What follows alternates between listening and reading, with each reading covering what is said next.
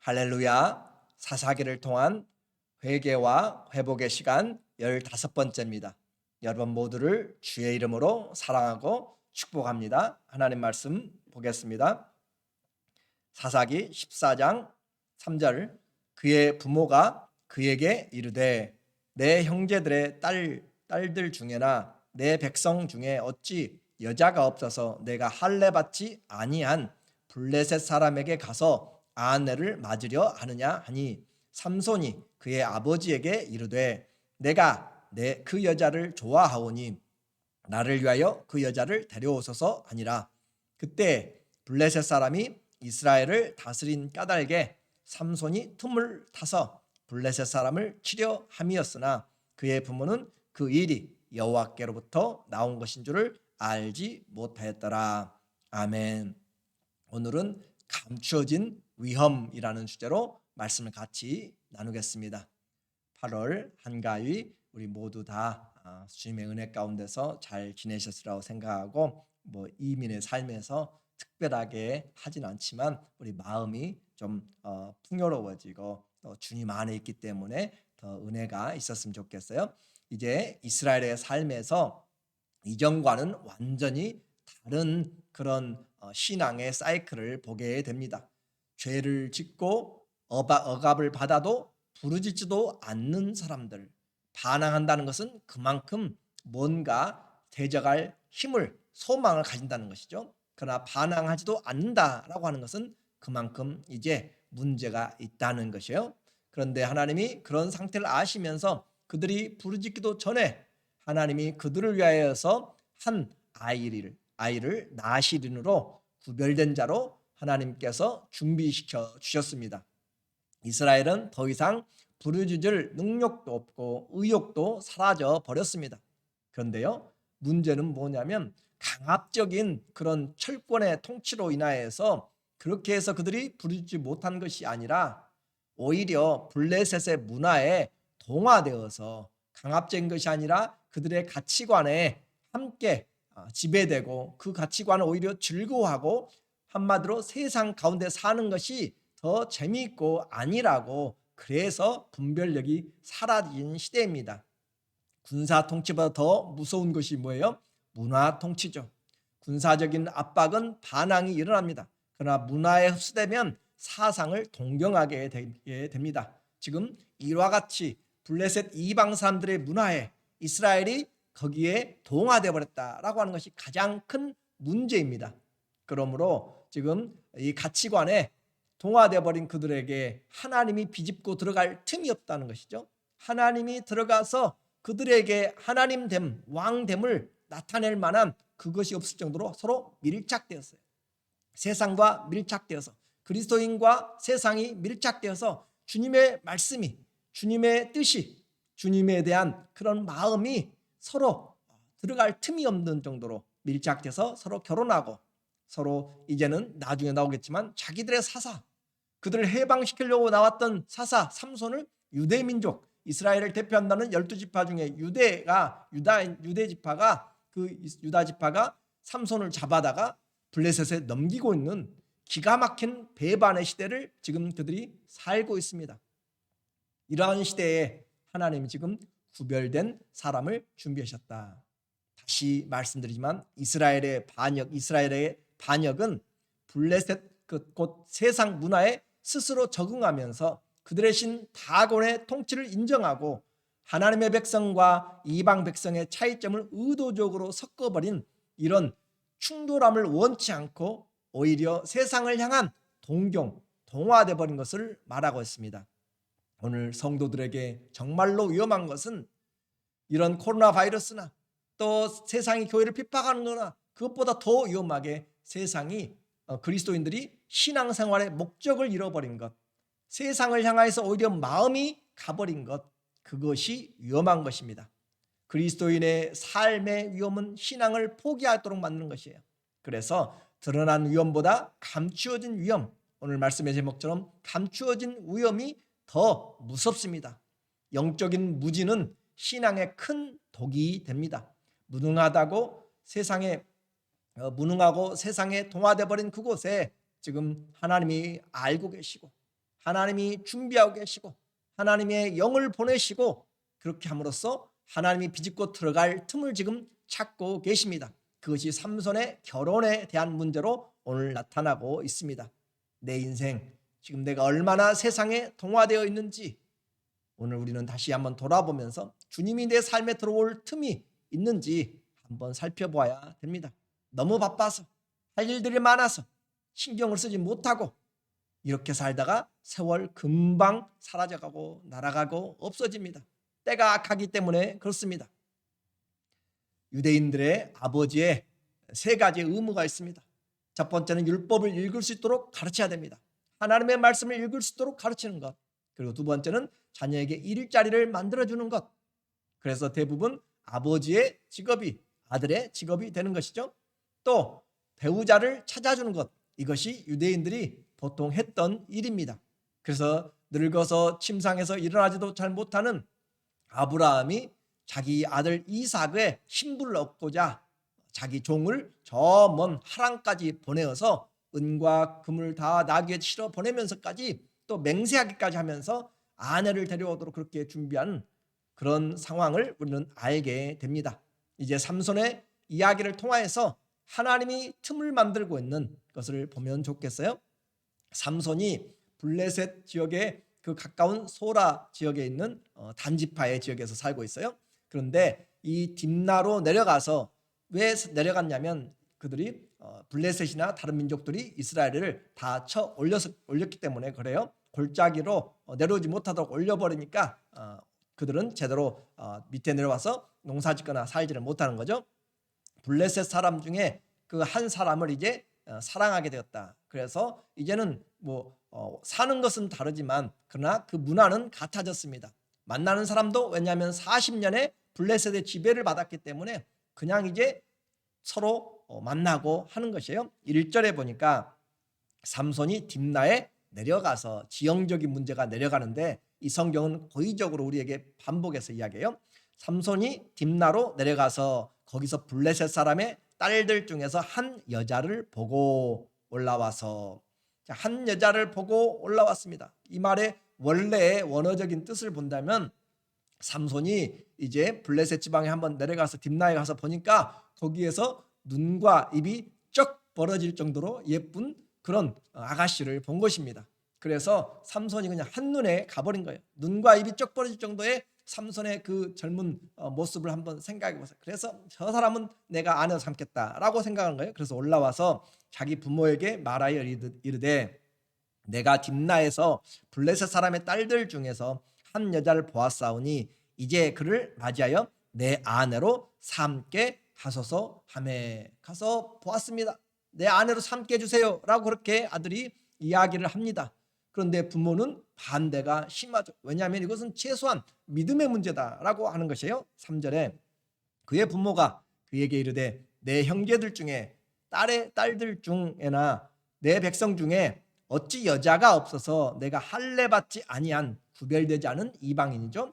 할례받지 아니한 블레셋 사람에게 가서 아내를 맞으려 하느냐 하니 삼손이 그의 아버지에게 이르되 내가 그 여자를 좋아하오니 나를 위하여 그 여자를 데려오소서 하니라.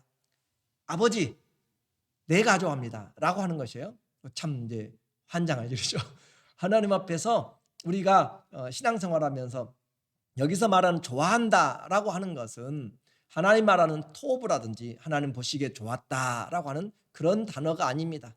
그리고 또 야샤르라고 하는 올바르거나 적법한 그런 것도 아니에요. 좋아한다 그 말은 여기서 말하는 것은 그녀가 나를 좋아해 즐겁게 해주므로 그 말입니다. 그래서 여인의 이 신앙에는 관심이 없고 그가 좋아하는 대로 자기 눈에 본 대로 내가 원하노니 그 말 내가 원하노니 내게 데려다가 주세요라고 하는 것이에요. 오늘 그 무엇보다 보는 대로 살아가는 모습을 지금 이야기를 해주고 있습니다. 오늘 세상의 유혹 우리의 눈에 보이는 대로 귀에 들리는 대로 그래서 신앙은 우리가 세상의 불법보다는 의로운 걸 찾아야 돼요. 그러나 옳은 것보다 더 중요한 것이 하나님의 뜻인가를 해야 돼요. 이것이 옳은 일이에요. 그러나 하나님의 뜻이 아니면 하지 않아야 됩니다. 그러므로 오늘 우리는 옳은 것보다 더 하나님의 뜻을 분별하며 나가는 것. 내가 이 말하는 거 옳아요. 그러나 하나님의 뜻이 아닐 때는 그냥 침묵하고 있는 것이 더 낫습니다. 그와 같은 것이죠. 이제 하나님께서 이 삼손을 통하여서 하실 일들이 있음을 우리에게 이야기해 주는데 좀 오해할 수 있는 그런 소지가 있게 내용이 되어 있어요. 하나님께서 삼손을 통해서 블레셋과 이스라엘의 틈을 비집고 들어가기를 지금 원한다고 자꾸 제가 이야기했어요. 4절에 그때 블레셋 사람이 이스라엘을 다스림을 까닭에 삼손이 틈을 타서, 자, 삼손도 틈을 탑니다. 삼손이 틈을 타서 블레셋 사람을 치려 함이었으나 그의 부모는 이 일이 여호와께로부터 나온 것인 줄을 알지 못하였더라. 삼손의 결혼, 자기 눈에 보았고 자기에게 합당한 대로 그렇게 하고 삼손도 그 결혼을 원하였고, 또 하나님은 하나님대로 틈을 찾기를 원했어요. 그러면 우리는 이제 생각해요. 잘못된 율법을 벗어난 것이잖아요. 목적이 수단을 정당화시킬 수는 없습니다. 내가 어떤 목적을 위해서 무조건 내가 불법을 행하면서까지 목적을 이룬다. 그 성경은 그렇게 말하지 않습니다. 단지 지금 하나님이 우리에게 지금 제시하고자 하는 것은 삼손도 사명을 잃어버렸고 이스라엘도 사명을 잃어버렸어요. 지금 여기서 보니까 삼손이 틈을 찾아서 한다고 하는데 그것은 나중에 우리가 살펴보게 되면 삼손이 아주 좁은 의미로 자기 눈에 오른 대로 하다가 결국은 어떻게 되냐면 자기 눈도 다 빠지게 되는 그런 길로 가게 되는 것이에요. 그래서 물론 뜻은 있습니다. 그러나 그 내용을 잘 분별하지 못하고 있는 것이죠. 이렇게 해서 삼손도 사명을 잃어버렸고 이스라엘도 사명을 잃어버렸고 그런 자기의 일, 여자를 보고 정신이 없었던 반면에 하나님은 지금 하나님의 방법으로 지금 구원, 그 동화돼 버린 그들에게 틈을 찾기 위해서 지금 삼손의 결혼을 지금 하나님이 그 틈을 비집고 들어감으로써 이스라엘과 그 블레셋 사이의 틈을 지금 비집고 들어가는 것을 지금 이야기를 하고 있습니다. 왜 그래요? 구원의 약속을 이루기 위해서 빌미를 찾고 계시는 거죠. 삼손의 목적은 따르고 하나님의 목적은 다르지만 그러나 합력해서 서로 이 과정들을 이루어가는 선을 이루는 것입니다. 자, 이렇게 해서 우리는 아는 것이 있고 우리는 모르는 것이 있어요. 오늘 이 14장에는 여러 모양의 그런 비유들이 좀 돼 있어서 감추어진 위험들이 좀 있습니다. 삼손의 결혼이 하나님이 지금 틈을 타기 위한 것이다 라고 하는 것을 지금 모른다라고 이야기를 했죠. 또 이렇게 이제 결혼에 그런 마음을 가지고 삼손이 하도 우기니까 아들의 마음을 이길 수가 없습니다. 삼손이 또 내려가요. 15절에 삼손이 그의 부모와 함께 딥나에 내려가 딥나의 포도원에 이른즉 젊은 사자가 그를 보고 소리지른지라. 내려가는 것은 지형적인 것이지만 의도적으로 그걸 반복해서 표현한다라고 하는 것은 이스라엘의 영적인 신앙의 상태를 보여주고 있다고 그랬어요. 1절에서도 딥나로 내려갔고 5절에서 내려갔고 7절에서 내려가 또 10절에서 내려가 19절에서도 내려가라를 계속 쓰고 있습니다. 마치 요나서의 요나가 다시스로 내려가 배를 타려고 욥바로 내려가 배로 내려가서 배에서 또 밑창으로 내려가 계속 내려가는 그런 영적인 침체를 이야기하는 것과 같은 그런 맥락입니다. 이렇게 해서 내려갔고 또 자기 손으로 사자를 죽였어요. 그런데 부모는 알지 못했습니다. 여호와의 영이 삼손에게 강하게 임하니 그가 손에 아무것도 없이 그 사자를 염소 새끼를 찢는 것 같이 찢었으나 그는 자기가 행한 일을 부모에게 알리지 아니하였더라. 사자를 죽였어요. 그 죽인 것에 가까이 하면 안 되는 것이죠. 그런데도 불구하고 지금 부모에게는 알리지 않았다라고 그렇게 이야기를 했어요. 또 죽은 사자에서 꿀이 생겼어요. 그 꿀을 가지고 먹고 또 자기 부모에게도 가져다 주는데 부모는 알지를 못합니다. 9절에 손으로 그 꿀을 떠서 걸어가며 먹고 그의 부모에게 이르러 그들에게 그것을 들여서 먹게 하였으나 그 꿀을 사자의 몸에서 떠왔다고는 알리지 아니하였더라. 사자는 어떤 사자요? 죽은 사자죠. 자, 삼손이 어떤 사람이죠? 나시린이에요. 하나님께 바쳐진 자. 나시린은 뭘 안 해야 되죠? 나시린은 포도주를 마시지 말아야 되고 포도에서 난 것은 하나도 마시지 말아야 되는데 먹지 말아야 되고 독주도 술도 마시지 말아야 되는데 지금 포도나무를 가고 있고 그리고 또 뿐만 아니라 시체도 만지지 말아야 부정하게 된 것에서 하지 말아야 되는데 그럼 시체를 만져서 거기서 꿀을 따다가 먹고 있고 지금 이방인과 결혼하지 말고 하나님 앞에 머리도 길러서 그렇게 삭도를 대지 말고 해야 되는데 그는 지금 통혼을 하고 있고 하나님의 나시린으로서 지금 이것이 점점점 깨져가고 있는 것들을 삼손은 모르고 있어요. 그런데 그와 같은 것이 깨지게 되면 어떻게 된다고 그랬어요? 나시린이 자기의 서운한 것들을 어기게 되면 다시 시작해야 된다. 다시 처음부터. 그러니까 삼손의 삶이 어떤 어려움이 닥칠 것인지 우리에게 성경은 지금 독자들에게 보여주고 있는 것이에요. 자, 알지 못하더라. 4절에서도 알지 못했고 6절에서도 부모도 몰랐고 14절에 삼손이 수수께끼를 내는데 그 신랑의 그 들러리들이죠. 30명에 되는 사람들이 그 답을 알지 못했고 또 삼손이 그 해답을 가르쳐주고 난 다음에 아내가 가르쳐주고 그래서 그 옷들을 준비하기 위해서 다른 지방으로 내려가서 그들을 죽여서 가져오는 것도 사람들은 알지 못했고 또 20절에 삼손의 가장 중요한 그런 삼손의 배신을 우리가 14장 마지막 20절에 삼손의 아내는 삼손의 친구였던 그에게 준바되었더라. 삼손의 아내가 삼손의 그 친구에게 주어버렸어요. 왜냐하면 삼손이 지금 속아서 떠나버렸기 때문에. 근데 자기 아내가 다른 사람에게 친구에게 주어져 버린 것도 삼손은 알지 못해요. 그러니까 알지 못한다. 영적으로 이스라엘이 지금 어떤 상태인지 알지 못한다. 영적으로 이스라엘이 어떻게 내려가고 있는지 지금 알지 못한다라고 하는 것을 이 삼손의 이야기를 통해서 우리에게 계속적으로 이야기를 지금 해주고 있는 것이에요. 자, 이제 우리는 나시린이 이와 같은 하나님의 언약을 파괴했을 때 과연 무사할까? 오늘 그런 과정들을 우리는 앞으로 보게 될 것입니다. 하나님은 지금 삼손이 이스라엘의 사사가 된 것도 이스라엘은 지금 알지를 못해요. 그만큼 지금 상태가 힘들고 영적으로 동화되어 버렸고 침체되어 버린 것입니다. 하나님은 아시는데 우리는 모르는 것이 없지 않습니까? 하나님은 내 죄를 분명하게 알고 계신데 나는 내 죄가 무엇인지 혹시 알지 못합니까? 하나님 내가 어떻게 세상에 동화되어 있는지 하나님은 아시는데 나는 무엇이 지금 내 안에 세상과 동화되는지 모르고 있지는 않습니까? 하나님을 배신하고도 알지 못하고 있는지. 이스라엘의 초기에 사사들은 재판권을 가졌습니다. 사사들은 전국적인 그런 군사권을 가지고 있었습니다. 재판권과 군사권, 사사의 권위가 있는데 지금 이 사사 삼손의 시대에는 그 전체적인 전국구의 그런 권위도 재판권도 군사권도 아무것도 없습니다. 혼돈의 시대는 지금 이와 같이 동화되어 버린 것으로 말미암아서 자기들의 사명을 완전히 잊어버렸습니다.